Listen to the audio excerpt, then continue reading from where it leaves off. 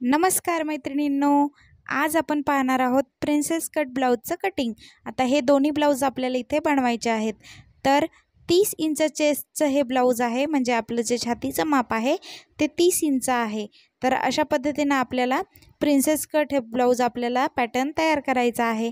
तर त्यासाठी आता दोन्ही अस्तर एकमेकावरती असे मी ठेवून घेतलेले आहे, व्यवस्थित टाकून घ्यायचे। पहा, माप तुम्हाला सांगते, उंची 13.5 आहे आणि कंबर 25, छाती आपली 30 आहे, म्हणजे जे आपल्या पाठीसाठी लागणारं माप आहे। सगळ्यात अगोदर आपण बॅकचा जो पार्ट असतो, म्हणजे आपली जी पाठ असते ती तयार करणार आहोत, ती कट करून घेणार आहोत आणि त्याच्यावरून मग पुढची मापे आपल्याला व्यवस्थित काढता येतात। अस्तरचा जो बंद भाग आहे तो माझ्या बाजूने केलाय। त्यानंतर खालच्या बाजूने पहा, असं कापड सरळ करून घ्यायचं, आखून घ्यायचं व्यवस्थित आणि कापड एकदा सरळ करून घ्यायचं। आता उंची 13.5 इंच आहे, तर 1 इंच आपण त्यामध्ये प्लस करणार आहोत। 14.5 इंचावरती असं मार्क करून घ्यायचं, दोन ठिकाणी मार्क करायचं, म्हणजे ही जी लाईन आहे ती आपली सरळ येते। ही आहे आपली शोल्डर लाईन, म्हणजे आपलं शोल्डरचं माप आपल्याला इथे टाकायचं आहे। 5.5 इंच शोल्डर मी घेतले। त्यानंतर मुंढ्याचं माप आपण इथे टाकूया। तर 5.5 इंचाचाच मुंडा घेतलेला आहे, 5.25चा सुद्धा घेऊ शकता। थोडं हेवी बस्ट असेल तर मात्र 5.5चा घ्या। आणि 30 इंच चेस्ट आहे, तर त्याचा चौथा भाग 7.5 इंच होतो, म्हणजे 7.5 इंच ही आपली ब्लाऊजची घडी आहे। 7.5 इंचावरती एक मार्किंग केलं आहे, पुढे 2 इंचावरती शिलाई मार्जिनसाठी। खाली आपलं 25 इंच कंबर आहे, तर 25 इंचाचा चौथा भाग 6.25 इंच, 6.25 इंचावरती एक मार्किंग करून पुढे 1 इंचावरती पाठीमागच्या डाटसाठी मार्किंग केलं आहे आणि तिथूनच पहा मध्यावरती असं दुमडून घेतला आहे टेप, म्हणजे जे 1 इंच आपण एक्स्ट्रा घेतलं आहे ते पाठीमागच्या डाटसाठी घेतलेलं आहे। तर ते अशा पद्धतीने यात कवर होणार आहे आणि पुढे 2 इंच शिलाई मार्जिन, ज्या 2 रेषा तुम्हाला दिसत आहे ती शिलाई मार्जिन आहे। त्यानंतर 1.25 इंचावरतीच आपण इथे मुंडा राऊंड देणार आहोत, कारण छोटं माप आहे। 1.5 इंच वगैरे जर दिलं आपण मुंडा राऊंड तर काय होणार आहे, आपलं काखेत झोळ येतील, फुगा येईल, म्हणून। आता 2.25 इंचचा गळा आणि उरलेलं जे आहे ते आपली शोल्डर पट्टी। जर तुमची शोल्डर पट्टी कमी असेल, गळा तुमचा डीप असेल, तर 5 इंचाचा शोल्डर, 5.25 इंचाचा शोल्डरसुद्धा तुम्ही घेऊ शकता। आता तुमचा गळा जो काही असेल तो इथे टाकून घ्यायचा आहे। जर तुम्हाला गळा वरतून ब्लाऊजचा मोजता येत नसेल तर गळ्याची पाठीमागची पट्टी मोजून घ्यायची, 1 इंच ॲड करायचा आहे आणि उरलेलं जे अंतर आहे ते गळ्याचं अंतर आहे। अशा पद्धतीनं इथे गळ्याचं आखून घ्यायचं आहे। पाठीमागच्या भागाचं ड्राफ्टिंग आपलं इथं झालेलं आहे, कटिंग करून घेऊया व्यवस्थित। अशा प्रकारे छान कटिंग करून घ्यायचं आहे आपल्याला। गळा आपण लगेचच कट करणार नाही, हे एक्स्ट्राचं कापड आहे जिथे आपण कापड सरळ केलं होतं। आणि इथे असं तिरकं याच्यासाठी, जेव्हा आपण पाठीचा टक्स मारतो त्यानंतर ते जे कोपरा आहे तो असा खाली जातो, तर ते कटिंग आपण नंतर करणार आहे, कारण हा पार्ट टाकून आपल्याला समोरच्या पार्टसाठी सुद्धा लगेचच कटिंग करून घ्यायचं आहे। तर आता जो रेडी केलेला पार्ट आहे पाठीचा भाग, तो घ्यायचा आहे, तो व्यवस्थित आपल्याला इथे छान असं बसवून घ्यायचं आहे। पहा, कापड तुमच्या हिशोबाने बाईसाठी उरायला हवं, तुमची स्लीव्ज कशी आहे तसं। तर इथे मी अशा पद्धतीनं आखून घेते। पहा, पार्ट आहे असा आखून घ्यायचा।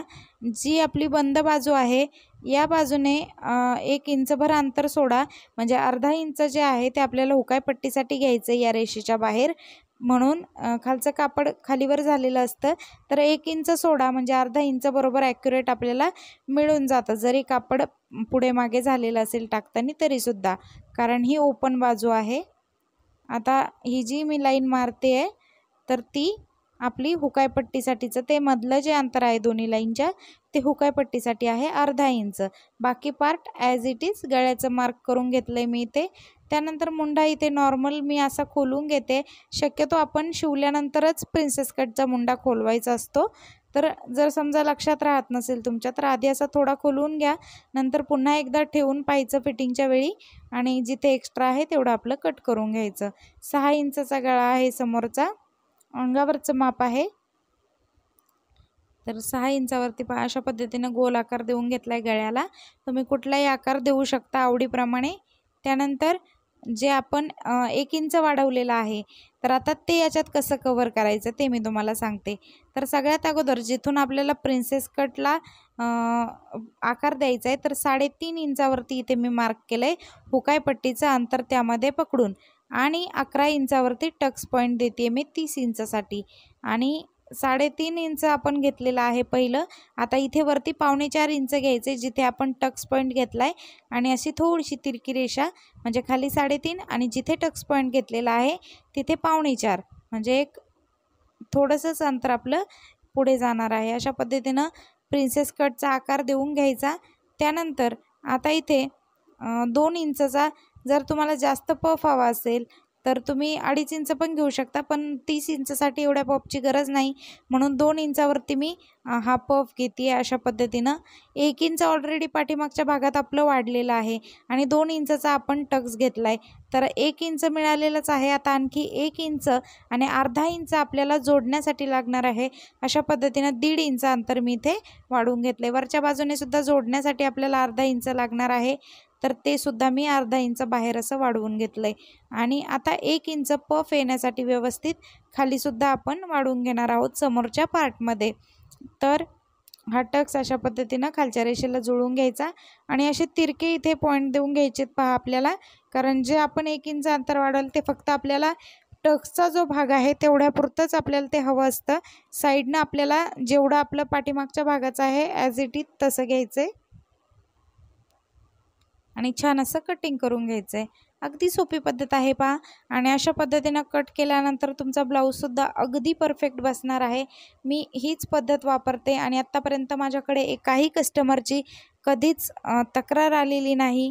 अगदी सुंदर अशा पद्धतीनं ब्लाऊज जर तुम्ही कट केला तर अंगावरती सुद्धा छान बसतो, आणि छोटं माप आहे त्याच्यामुळे जास्त आपल्याला याच्यात अवघड पण वाटत नाही, आणि ब्लाऊज पण छान शिवता येतो. हा टक्स पण छान जॉईंट करता येतो. मोठं माप असेल तर 2.5 इंचचा वगैरे आपण टक्स घेतो, त्यावेळी जोडताना प्रॉब्लेम होतो.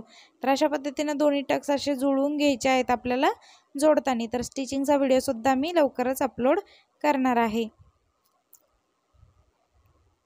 आता बॅकचं कटिंग झालं आहे, फ्रंटचं कटिंग झालं आहे, आता बाहीचं कटिंग राहिलं आहे स्लीवचं. तर अशा पद्धतीनं कापड एकदा सरळ करून घ्या, म्हणजे हे जे एक्स्ट्रा कापड पुढे आहे ते आपल्याला कट करून घ्यायचं आहे आणि इथून पुढे बाहीचं माप टाकायचं आहे. तर अर्धा इंच हे समोरच्या बाजूने बाही दुमडून घेतो आपण, म्हणजे समोरच्या बाजूने जी फिनिशिंग देतो अर्धा इंच, त्यासाठी जी आपली मापाची बाही आहे 10 इंच आहे आणि अर्धा इंच वरच्या बाजूने जोडण्यासाठी, म्हणजे संपूर्ण बाही जर तुमची 10ची आहे तर 1 इंच वाढवून घ्या. 5 इंच दंडघेर आहे, 3 इंचावरती बाही डाऊन करायची आहे. आणि आता मुंडा घेर मोजून घेऊया आपण. तर आपला जो बॅकचा पार्ट आहे त्याच्यावरून मुंडा घेर कसा मोजायचा तुम्हाला सांगते. 2 इंच इकडे शिलाई मार्जिनचं जेवढं आपण घेतलं तेवढं सोडून द्या, वरपर्यंत मोजा. एरवी आपण जर समोरच्या पार्टवरून मुंडा घेर मोजला तर अर्धा इंच वरती शोल्डरसाठी सोडून द्यायचं. पाठीमागच्या जर भागावरून तुम्ही मोजत असाल मुंडा घेर तर अर्धा इंच सोडायचं नाही, संपूर्ण मुंडा घेर मोजून घ्यायचा आहे. अशा पद्धतीनं 7.5 इंच 7 इंच मुंडा घेर आपला 30 इंचासाठी येतो. अतिशय सुंदर बाहीचा सुद्धा आकार इथे रेडी झालेला आहे. मत्स्य आकार द्यायचा आहे, म्हणजे जे 2 लेअर दिसत आहे तुम्हाला ते एक्स्ट्रा कापड आपण कट करून टाकणार आहोत, कारण तो जो भाग आहे तो आपल्याला समोरून जोडायचा आहे. अशा पद्धतीनं कटिंग करून घ्या.